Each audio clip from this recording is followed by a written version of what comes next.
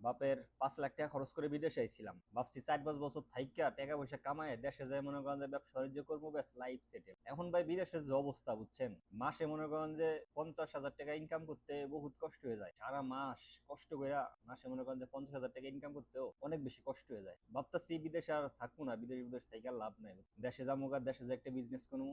বিজনেসের সন্ধান একটা পাই গেছে, যে বিজনেস করলে মনে করেন যে খুব অল্প দিনে মনে করেন যে 6 মাসের ভিতরে কোটিপতি হওয়া যায়, এরকম বিজনেসের সন্ধান একটা পাই গেছি। এখন শুধু দেশে যাবো, দেশে যাই বিজনেসটা শুরু করবো। বিজনেসটা কি জানেন? বিজনেসটা আসলে অনেকেই করতেছে, আমার মতো অনেক মানুষে করতেছে।